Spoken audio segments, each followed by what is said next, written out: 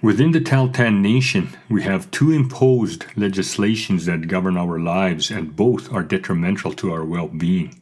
They are the Indian Act and the British Columbia Societies Act. The Indian Act is a legislation of oppression that has contributed to feelings of marginalization, disempowerment, and loss of cultural identity among many Indigenous communities across Canada. Within the Tahltan Nation, the BC Societies Act, imposed as the main government model by the Indian Act bans, has added a second layer of self-oppression that works against our culture and the well-being of the people. The BC Societies Act has become our new identity.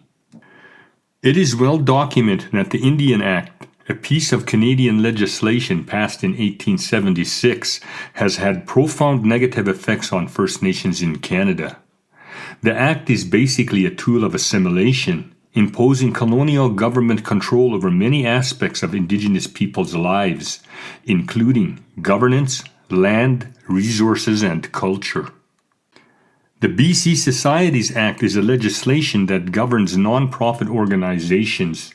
It was never meant to be used as a governmental system for First Nations.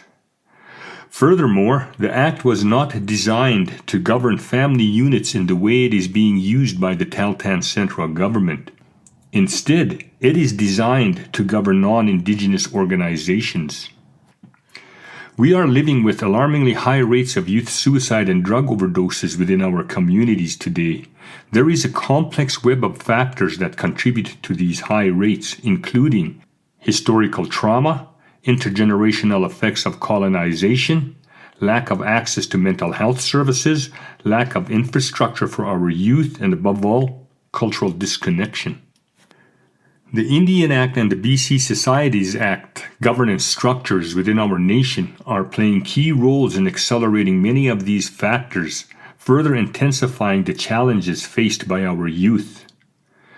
The imposition of the Indian Act and the BC Societies Act has stripped our communities of autonomy and self-determination, undermining our traditional governance structures and systems of support. Additionally, the Indian Act and the BC Societies Act has restricted access to traditional land and resources, disrupting cultural practices and connections to the land that are vital to Tahltan identity and well-being. These disparities can lead to feelings of worthlessness, isolation, and lack of prospect for the future, all which are risk factors for mental health challenges and suicide. The loss of control of our traditions and identity has led to a sense of powerlessness and disenfranchisement, contributing to feelings of hopelessness and despair among our people. Cultural suppression and forced assimilation policies embedded within the Indian Act and the BC Societies Act have eroded Tahltan's cultural identity and caused a disconnection from traditional knowledge, language, and spiritual practices.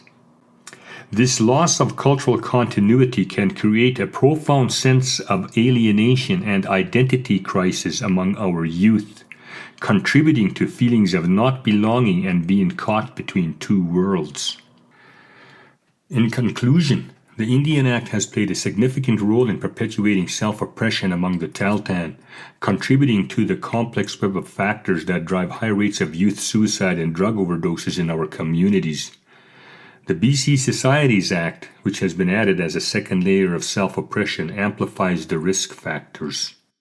Addressing these issues requires a multifaceted approach that starts with dismantling oppressive non-Tahltan governing structures, fostering cultural revitalization and healing, and ensuring access to culturally safe mental health supports. To begin the process of recovery, we must begin by dismantling the imposed BC Societies Act as our main governmental model and identity, revitalize our traditional system, and adapt the Indian Act to work in our favor. The Indian Act and the BC Societies Act are tools of our oppressors, and it is time we begin recognizing them for what they are and go back to our own system to resolve our problems that are based in self-oppression. These imposed systems must be replaced, and we must go back to our traditions to begin working towards a resolution to the modern-day crises we are facing. Our youth are important, and we must create a world for them that is based in pride, identity, and healthy development, and we can start by revitalizing Tahltan traditional systems to govern us.